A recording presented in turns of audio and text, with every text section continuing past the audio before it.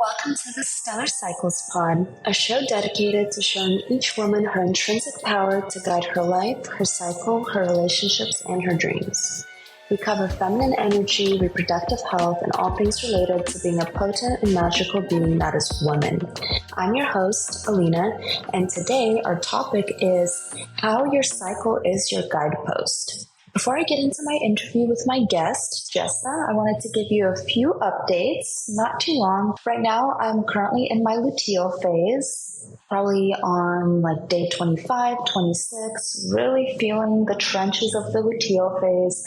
Everything is more difficult, a little more resistant, but I am trying to take the time to give myself rest, take my naps in the middle of the day because I have been going to bed late and waking up early, and it's just my sleep is not where I want it to be. And I would really, really love it if I could just get back to some sort of evening routine. My morning routine is on lock for the most part, but my evening routine is where it really suffers and kind of falls apart. So that's what I'm currently working on. I've also been planning this event for book club. For this month, it's a masquerade theme, and we're having it here at our place in the club room. It's a beautiful rooftop, and we're just going to invite the book club members. We're inviting guests. And the book for this month is Psycho-Cybernetics, which has everything to do with your self-image and how your brain is really a computer, and you can use it to achieve your goals, your dreams, if only you can get your self-image right. So that one is really good. I will have an update next week for you guys how this event went, and if it was a success, I really hope it's going to be. And another thing is I've really been wanting to cook at home more.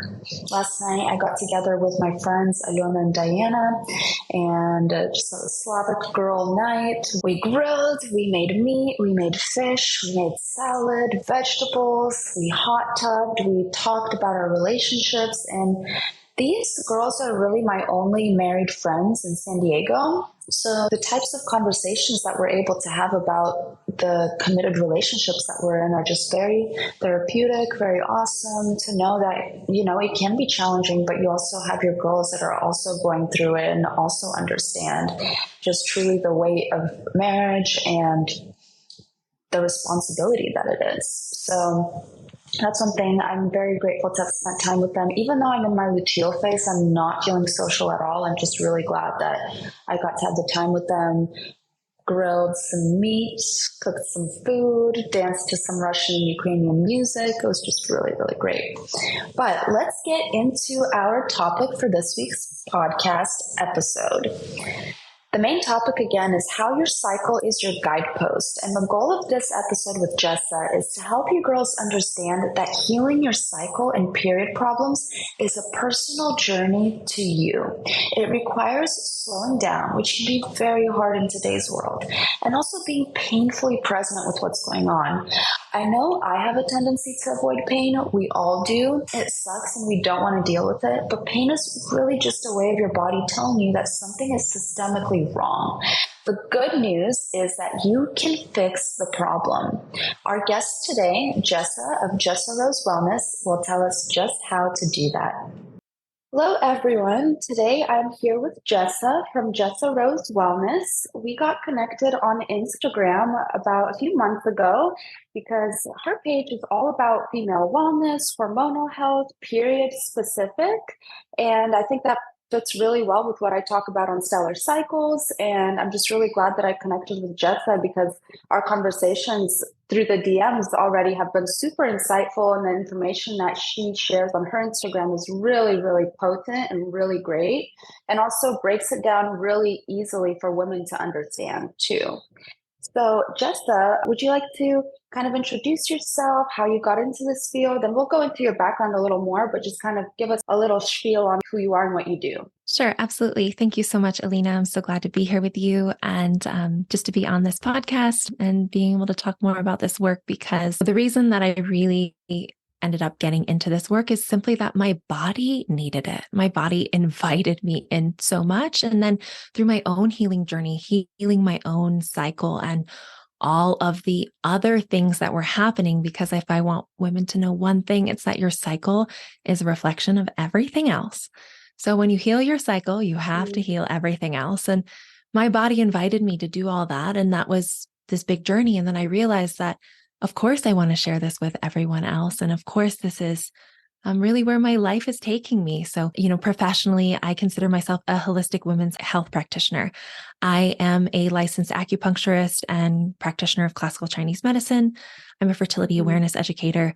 And I also have taken many trainings in many other modalities that don't really give me official titles. So I merge it all together in my practice of holistic women's health. And I practice both online and in person in ways that can really deeply support full body and menstrual cycle healing, especially for period pain, because that's my niche right now, because that is just such an underserved niche. And so, yeah, that's really where I'm coming to this from. And I've been in practice for a little over 4 years. And so, really just ready to get this wisdom out to more women so that it can change more lives and bodies and women can just feel better. Absolutely. And I'm just so glad there's really more practitioners who are branching out in their practices, getting trained in all these different modalities, because I think up until a few years ago, people would really only trust someone if they had an MD next to their name.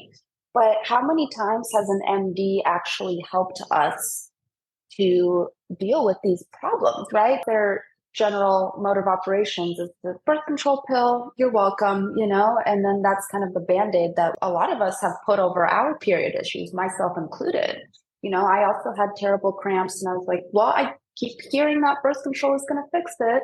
But that's just, like I said, a band-aid, the actual reflection that your period is trying to show you, hey, like something's systematically wrong. So, would you mind going into a little bit about your own journey and your story? Like what happened to you with your cycle? How did you fix it? And then how did you move forward into sharing this information with other women? I would say my journey kind of started when, well, of course, it's like you get your first period and it's like, oh, this is a thing.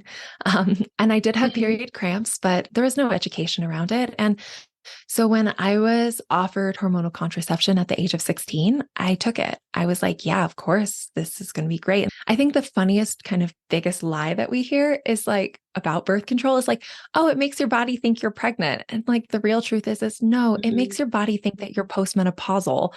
But when it says makes you think you're pregnant, it's like we have this image of like, oh, that's like beautiful and still fertile and all these things. And it's simply not true. But that's actually like the words that my doctor told me when I was 16. And so I took the birth control pill and I took that from ages about 16 through 21. I had tried in that time period multiple types because I kept getting migraine headaches and really bad breast tenderness. And I was just having a lot of weird symptoms too, and weight gain. And yeah, just didn't feel good. Depression too, for sure. So then at some point, I tried multiple types of the oral contraceptive, like the pill. Then I switched to, I think at one point I tried the Mirena. That was horrible too. That's a hormonal IUD for those who aren't familiar with it. That completely stopped even any bleeding because at least with the hormonal pill, I had like the breakthrough bleeds because we never have a real period while we're on Right. hormonal It's a contraceptives. placebo. It's a placebo bleed. It's a withdrawal bleed. It's not a real bleed. Yeah. I mean, they actually put it in. So when they were designing the pill, at first it wasn't there and women were upset. And so then they put it in so that women would be less upset and they would still think that they had their periods. And I was like, well, that's kind of manipulative. So, and then I tried, yes, the Mirena, that completely stopped everything. I felt horrible. And then I tried the NuvaRing. And then I tried the copper IUD. With the copper IUD, you do actually ovulate, but that comes with its own huge slew of side effects, especially from the copper itself. And copper is so inflammatory in the uterus, in the womb lining, and can cause Wow. systemic inflammation and so many issues. I'm surprised to hear that because a lot of the times I think people think that the copper IUD is safer because it has no hormones in it. But I'm just now finding out just what you said just now that the copper is inflammatory too. So it can scar up the inside of your uterus as well. Yeah, so the way that the copper IUD actually works is that it causes an inflammatory process within your uterine lining so that we cannot have the hormonal processes that happen if there was a, fertilized embryo that's trying to implant. It simply couldn't because the lining is too hostile for life. And so, I mean, on one level, it's like, okay, yeah, I guess that's effective. But physiologically, that's a lot of inflammation that's being caused in the body. I also experience, I would say a decent amount of women also experience major issues with their gut health because everything gets inflamed, as well as anxiety, mental, emotional issues, and general signs of copper toxicity, which there's a whole spectrum of that. And Western medicine still hasn't even acknowledged that copper toxicity is really a thing, but it is. And Mm. so this is where most of the options really that we're presented with from our doctors are not going to really give us any way of being with our bodies and our cycles that's effectively preventing pregnancy and not causing harm. And so I didn't ovulate from age basically 16 till 22, 23. Then I got the copper IUD for 4 years because I really thought I was doing the best thing I could. The other thing about the copper IUD is like, we're like, oh, it's non-hormonal, right? So it's good for our hormones. But copper and estrogen have they increase each other all the time. Like they build on each other. So just because it's non-hormonal, it still has hormonal impacts on our bodies. With the copper IUD, that was definitely the worst cramping and heavy bleeding that I'd ever had. I even ended up with iron deficiency anemia, like so low that and I had a doctor tell me that that was fine. And I was like, oh, okay, things really, really need to change here. And so I'd started dabbling in holistic health and really started receiving some amazing benefits of acupuncture. And I decided, I was like, okay, this is what I'm going to do. I'm going to go to school for Chinese medicine because my parents wanted me to become an MD, especially my dad. And I was like, no, that's not right for me. It's not worked for me so far. Already at that age, I was like, it's failed me multiple times.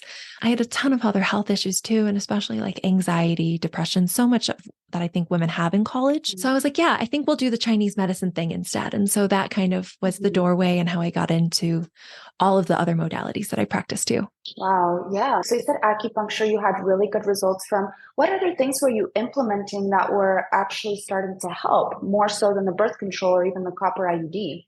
Once I got my copper IUD out, I mean, that was a profound experience. I was, and I hadn't honestly even considered much womb healing until that point. It was just starting to kind of creep into my life, womb and cycle healing. I don't know, it kept popping up and a friend recommended me a book. And then I like heard about this teacher and there was like flyers at school and just kind of all these ways. And, of course, in Chinese medicine, we talk about the menstrual cycle. And I was like, oh, mine doesn't look like that. Like what's optimal? I was like, oh gosh.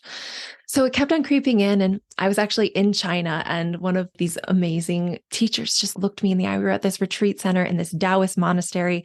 And she looked at me and she's like, you need to get your copper IUD out. And I was like, oh gosh, I was called out.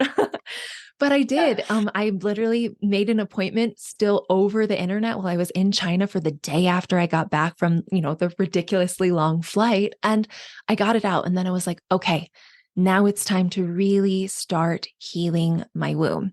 I had already started learning a bit of fertility awareness before that. And so I was like, oh, I've actually been preparing for this for a little while. And so then all of a sudden I was like in it and I was like, this is time. It's time to heal. And so the modalities that helped me the most were I started receiving Mayan abdominal massage from a practitioner who also utilized yoni steaming, right? So those two together, the steam, so yoni steaming or pelvic steaming or vaginal steaming, those are different names that people will call it, bee steaming even. For those who aren't familiar with the practice, it's sitting in a certain position.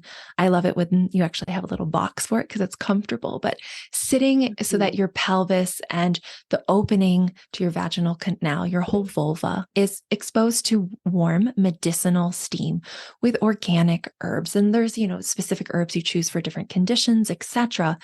But that steam provides circulation and it actually brings the steam and the aromatic components of these herbs all the way up into your uterus, into your cervix, and heals the pelvic bowl. Abdominal massage and Mayan abdominal massage, specifically for those who aren't as familiar, is really what it sounds like. It's massaging all of your abdominal organs and especially massaging the uterus, making sure the womb is in the correct position and that everything is open so that there's circulation and nerve flow and that these areas are actually starting to become healthy. You can't do any abdominal massage either or yoni steaming with an IUD. So I was so glad that I found them after because I was like, oh, yes, this is the perfect thing. I also use the modality of holistic pelvic care, which is a modality that was created by Tammy Kent. She's a physical therapist who's also kind of a womb whisperer. And she combined the two of really how could pelvic floor physical therapy like practices, internal vaginal work, how could that be used to actually heal our relationship to our wombs, our ovaries, our pelvic bowls? And so those modalities were really what catalyzed my healing journey. And those are now all what I combine with Chinese medicine and functional medicine in my clinical practice today. So every one of those modalities, I was so lucky to go to school in Portland and I had access to all of them. And so I just was like, yes, I'm doing this. It's time. I was still also learning fertility awareness and studying that with a teacher. So all of that together really gives like a truly holistic approach, mind, body, heart, soul, spirit, to womb and period healthcare. And I was so blessed that my cramps and, all of these issues really resolved in about 6 months after getting my IUD removed. Absolutely. Yoni steaming, it's such an amazing thing. I've done it myself too. And one thing that our diets and lifestyles really create in our pelvis, especially in the rest of the body too, but in the pelvis is kind of stickiness and mucus and a lot of stagnation. So like you said, with the massage, it helps to remove some of that stagnation, but also the steam, it helps literally dislodge fibroids or anything like that. So it's really amazing. And herbs are so, so potent. So if anyone is curious to try yoni steaming, definitely try to find a practitioner who offers that. And then maybe you can start doing it at home because it is pretty powerful. Oh, absolutely. And for anyone listening to, if you don't have a yoni steam practitioner nearby, I do offer remote yoni steam consultations, and you'll get access to all of my resources on how to steam at home, anywhere from the most simple steam setup without any tools, besides obviously you need a pot and you need the herbs, all the way to my favorite steam seats. And I do a custom blend for anyone who does those sessions with me. So it's really, really fun to have, your customized blend of herbs. And you can even drink them as a tea while you're steaming at the same time and just take in all those herbs. And so I love doing that with getting as many women steaming as possible is pretty much one of my life goals. Absolutely. And it's not just for period problems. It also helps at the end of pregnancy. They say not to steam throughout the pregnancy, but at the end, when you do want your cervix to open up, when you want to, increase the speed and ease of labor, and then also to heal afterwards. So that's amazing.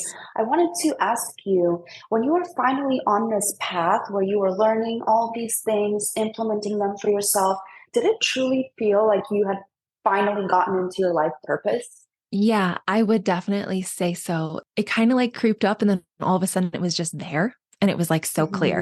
And I was like, oh, this is it. This is what everything else was for. And even clarifying in myself and being like, oh, all of my own cycle and period health problems were actually like to help give me perspective and to help me know how to heal myself and know what the experience is of healing in my own body. So then I can even more better empathize and be present with others on their own journey. So not only did it feel like I received my own purpose, I also kind of stepped into a place of forgiveness for my body, or compassion, in that sense of like, oh, I'm not just suffering and I have health issues. And it turns a story of struggling into a story of, wow, this was all on purpose. And so, yeah, it definitely felt like that for sure.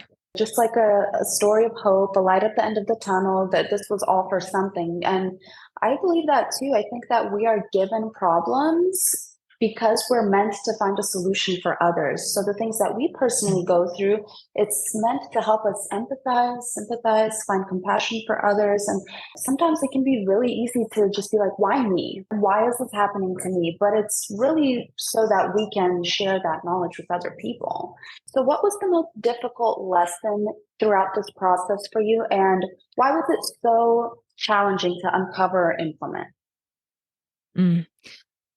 The first thing that came up when you asked that was just really learning to slow down, really learning to live at my own body's pace, really letting my body heal at its own pace.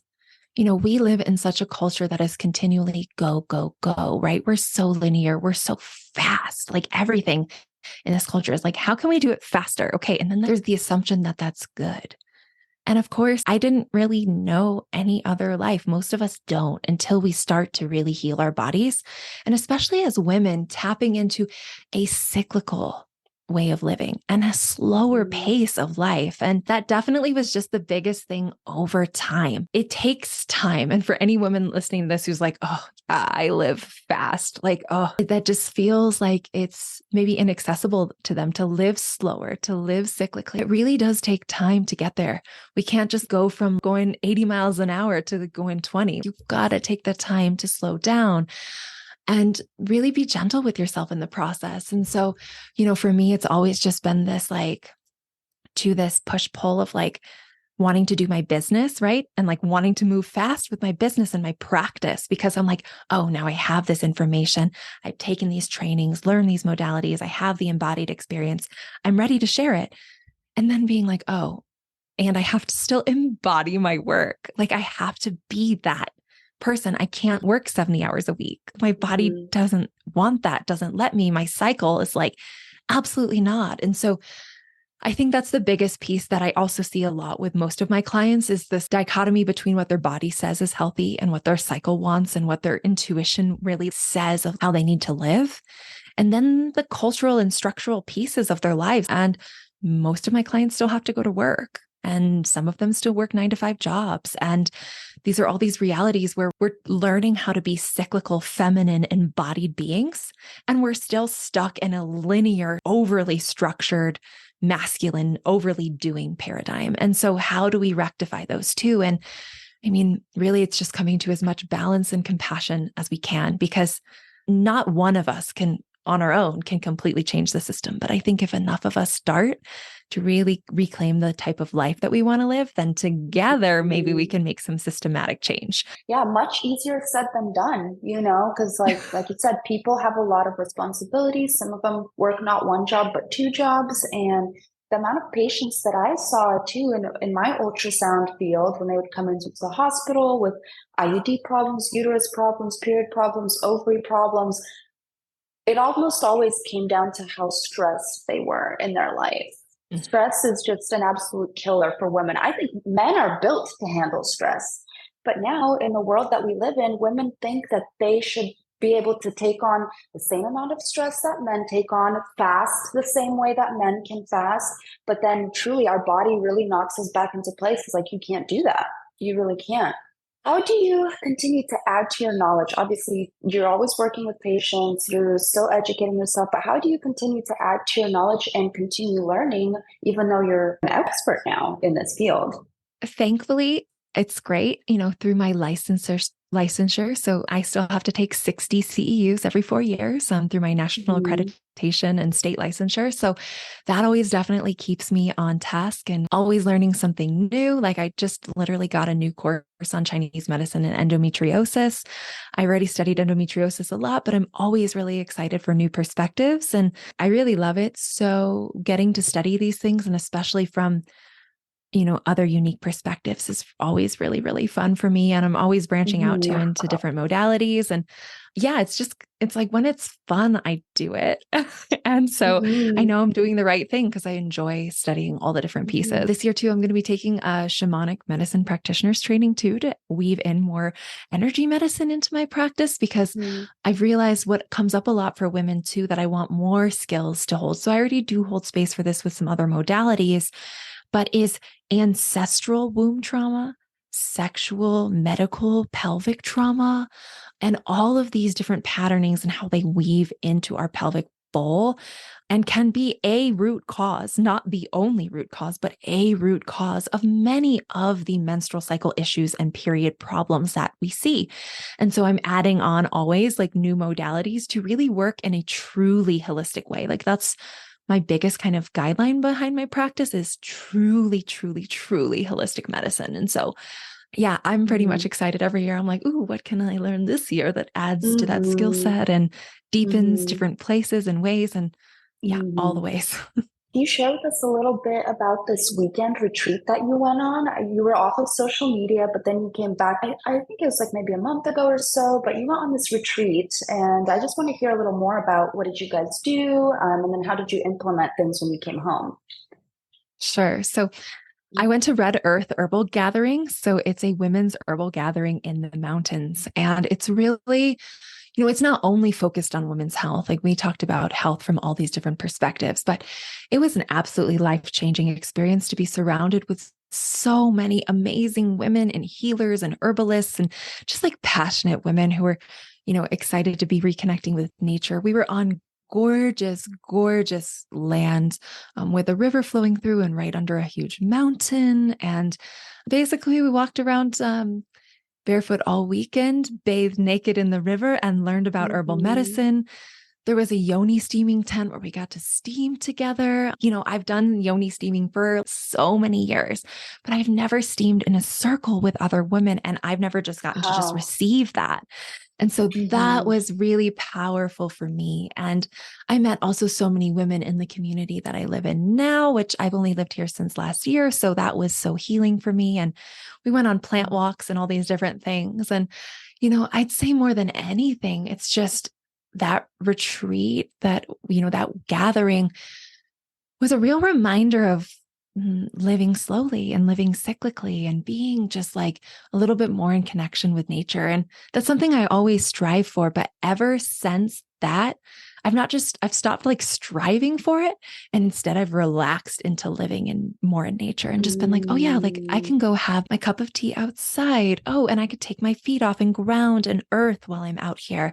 And oh yeah, like let's just go on another little walk today. And oh, and then, I'm walking around the nature here and I'm like, oh, common mallow, oh, lamb's quarters. Like now I'm able to like Mm-hmm. identify more plants. And so that's probably the biggest thing that I took away. I really went and was like, I'm not going to be super heady and focused on learning because I've already studied herbalism a lot. And I was like, how can I just let this all drop into my body more so that it feels more embodied, more just Mm-hmm. me and less like, continually striving and trying to be Mm-hmm. less heady and just more embodied. Yes, I can attest to that because I think there's so much information out there now, and it's a lot of good information, but people overcomplicate it and they keep it in their heads and mulling it over, trying to understand it. But like our body just craves that simple ancestral life. Like even though our world is so modernized and so industrialized, but the human body has not caught up to it. And every time that we get too deep into this world, our bodies protest. They want to be by the ocean. They want to be bare feet on the ground in a park. They want to just lay there and look up at the trees. That's really what we're wired for. So that sounds like a wonderful weekend. Absolutely. Oh, Yeah. yes, it was fantastic. And absolutely, I agree with just everything you just said. Yeah. And then let me just ask you just about some connections in your life. Was there anybody that embarked on this journey with you when you were kind of going through healing and learning, or was it just kind of solo? Yeah, I mean, I've had so many amazing people to support me and different practitioners, but really, this practitioners, teachers, mentors, of course, Mhm. like there's been so many people who have walked different parts of this journey with me. But really, this has been my journey. This has been a solo journey, but deeply supported and connected Mhm. and supported by so many amazing people as well as the earth.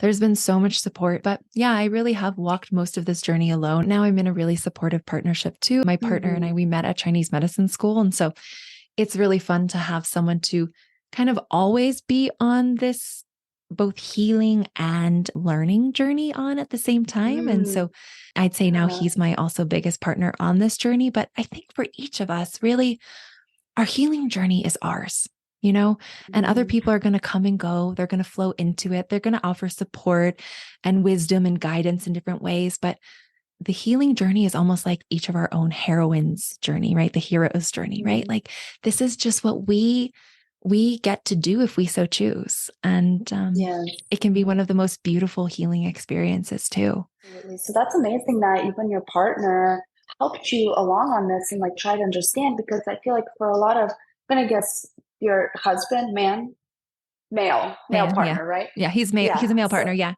We're male engaged. partner. I So just don't really say yes, fiance so yes, much. yes. Yeah. Got it, got it. So I'm just saying because like men, for the most part, like they're just like that's women's stuff. I don't understand it. Don't let your period be an excuse. But it's like, no, this is such a great self awareness tool for the both of us to implement. Absolutely. So let's get into your actual practice. So your tracking practices, things like that. What do you use? How do you stay on top of it? How do you stay organized within your cycle? I mean, at this point, I'm sure it's like second nature, but like, let's say we're talking to a beginner who's very overwhelmed with all this information.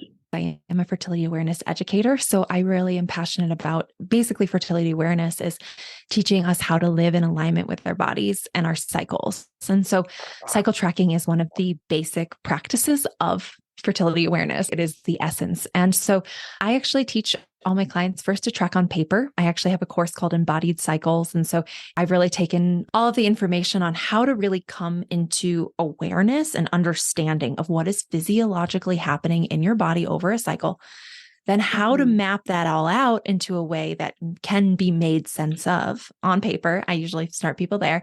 We can then make interpretations on it like, oh, this is the time I'm fertile.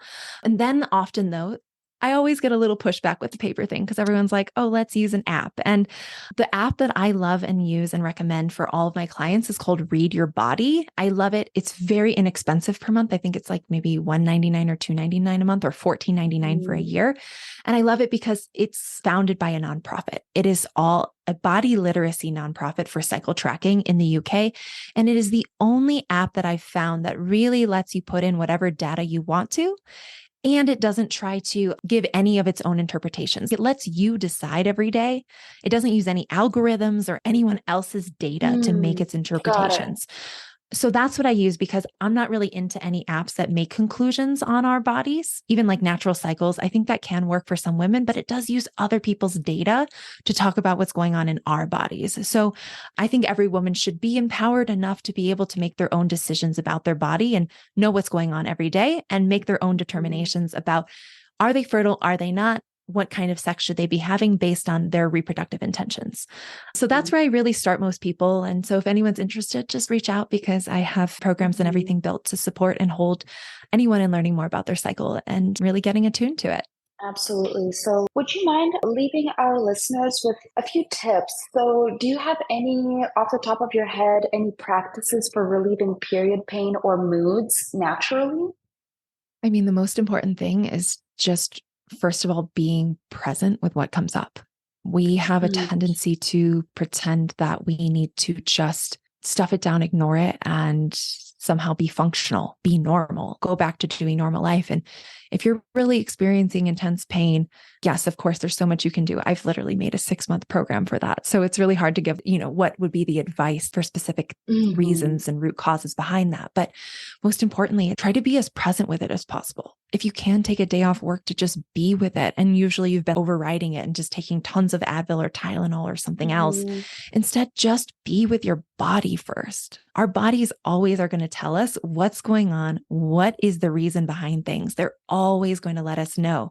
And so instead of overriding it, or, birth control is the ultimate overriding. Instead of doing this, just be present and start paying attention. And even if you're not cycle tracking, maybe writing down in a journal every day what you're experiencing in your body and your cycle. Like, oh, I had a little twinge of cramp on the right side today, and I felt really angsty. And yeah, they're just the most basic cycle tracking and paying attention to ourselves is actually where all healing is going to start. And so once again, let's not make it too heady. There's not even anything that you really have to do besides become ever more present with yourself and more present with your body and more present with your cycle. And so start there, and then you'll have so much more spaciousness for anything else, any healing that you need to happen.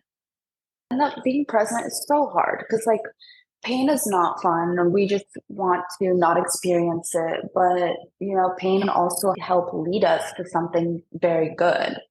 So, to leave off, would you like to share with our listeners one piece of advice that you think every woman, every girl, no matter what age they are, what stage in their cycle they're in, that they should hear?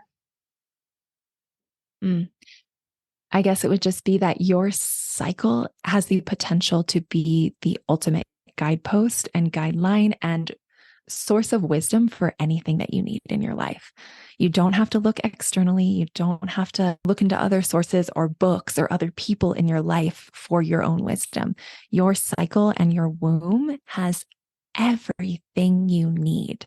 to thrive, to feel good, to live passionately with purpose and devotion. And your body holds everything. And I think that that's it more than anything else. I just say, start that connection in whatever way that looks like for you. Do something fun with your body today and see what comes from there. And whenever your body gives you a little message of like, oh, I want to do this. Whenever you get those inklings, follow them, because that is your body's wisdom talking to you. And the more you listen, the better everything's going to be. I absolutely can promise that. Oh, that's amazing. Thank you, Jessa, for sharing your story and for sharing everything that you already do in your work with women and in helping guide them to truly a beautiful cycle where it doesn't debilitate their life. So would you be able to tell our listeners where they can find you, your website, your Instagram, anything you'd like to plug? Sure, absolutely. So my Instagram is Jessa Rose Wellness. My website is jessarosewellness.com. And I'm actually going to be launching also a solo podcast where I can talk a little bit more about these things. So Awesome. it's more of a, and it's going to be called Heart and Womb. It's going to be coming out in November. So I'm really excited for That's that. beautiful. I have many offerings. My biggest offering is a 6-month program called Love Your Period for period pain and cramping. And that program is my life's work. So if you're experiencing that, come check me out. And always, for anyone, send me a DM. Let's talk. I always want to just be fully available for anyone. And yeah, thank you so much, Alina, for the opportunity to just share about this work. I really appreciate it. And yeah, just sending this invitation out there. It's really meaningful. So thank you so much. Thank you so much for coming on, Jessa. And Stellar Cycles girls, we will see you in the next episode.